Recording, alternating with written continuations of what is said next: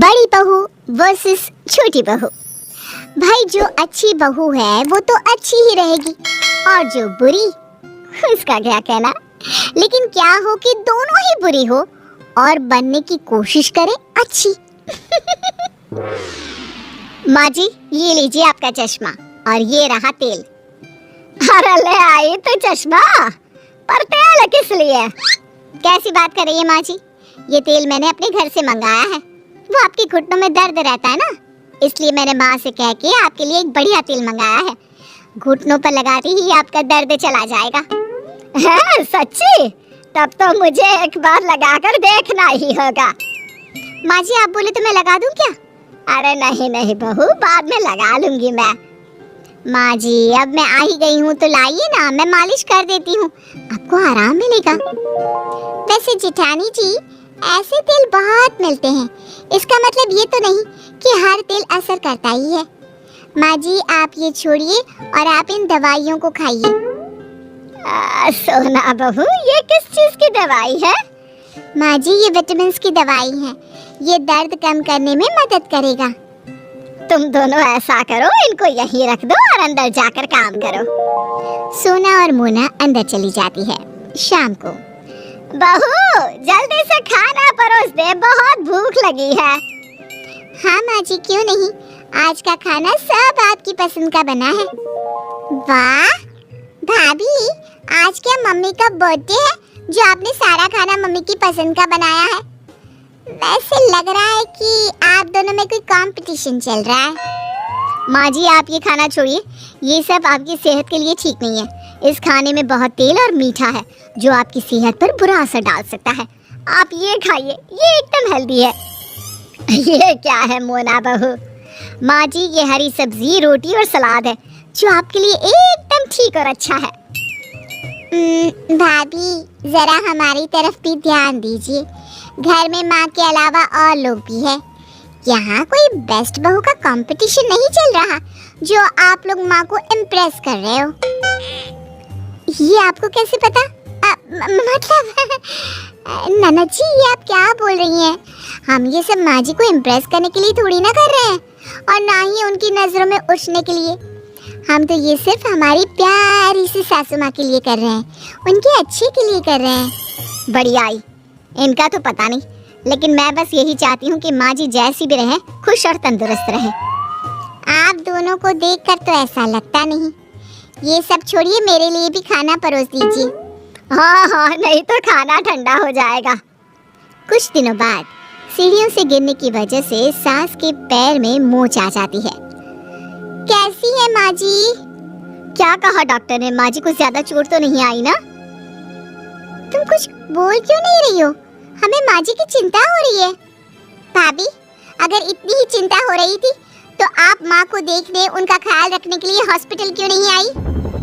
अब वो मुझे लगा तुम और देवर जी और ये हॉस्पिटल में है तो घर का ख्याल रखने के लिए भी तो कोई होना चाहिए। और वैसे भी मैं घर की बड़ी बहू हूँ, सोना तो इतना ज्यादा जानती भी नहीं है घर की चीजों के बारे में। बस मुझे और कुछ नहीं सुनना।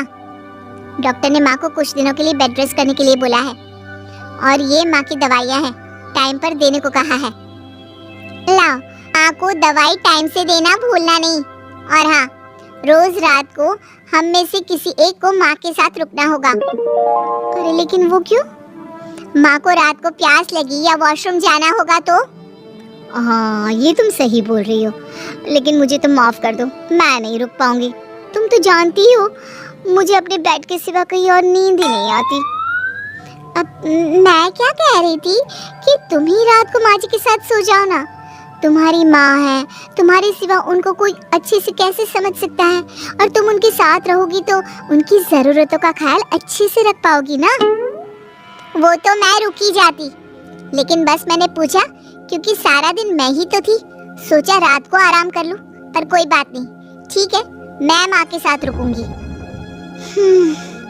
अच्छा हुआ मैंने इसे रुकने के लिए बोल दिया। रात को कौन अपनी नींद बर्बाद करे? घर पर 2-4 मिनट के लिए शो ऑफ तो फिर भी कर लेती हूँ, लेकिन रात भर अस्पताल में ना जी ना। सही कहा, ऊपर से सुबह भी इतनी जल्दी उठना पड़ता है। चलो अब सो जाते हैं, अपनी माँ का ख्याल खुद को ही तो रखना होता है। कुछ दिनों बाद जब सास पूरी तरह से ठीक हो जाती है। अच्छा हुआ माँ जी, अब जल्दी ठीक हो गई। आप नहीं जानती मैं कितनी परेशान थी। सारा सारा दिन भगवान के सामने जाप करती रहती थी आपके लिए। परेशान क्यों? तुम तो मुझे एक बार ठीक से देखना तो दूर, पूछने के लिए तक नहीं आई। परेशान कैसे हुई? आप ये क्या बोल रही हैं? आप नहीं जानती मुझे आपकी कितनी चिंता हो रही थी। माँ जी, आप सही कह रही हैं।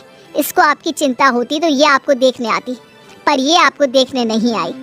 असली चिंता तो मुझे हो रही थी आपकी। माँ, आपको यूं ठीक होता देख मुझे कितना अच्छा लग रहा है, मैं आपको बता नहीं सकती।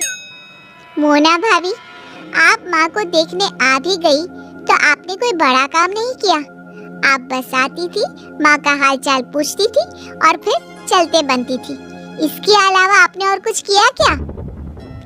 वैसे तो मैं जब तक ठीक थी मुझे तुम दोनों की ज्यादा जरूरत नहीं थी, तो तुम दोनों मेरे इर्द गिर्द मंडराती रहती थी। लेकिन जब मुझे तुम दोनों की सबसे ज्यादा जरूरत थी तो तुम दोनों ने मेरा साथ छोड़ दिया। बहू, ये दिखावा नहीं तो और क्या है। हाँ माँ, आप एकदम ठीक बोल रही हैं।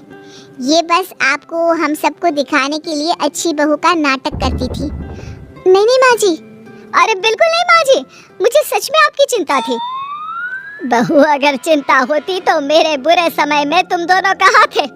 ये कैसी चिंता है जो बुरा समय आने पर दिखता ही नहीं है? बहू, मैं चाहती हूँ कि तुम लोग दिखावे के लिए मेरी चिंता मत करो। करनी है तो सच्ची में करो, इससे मुझे भी अच्छा लगेगा और तुम लोगों को भी। सोना और मोना को अपने किए पर पछतावा होता है और वो अपनी सास से माफ़ी मांगती है।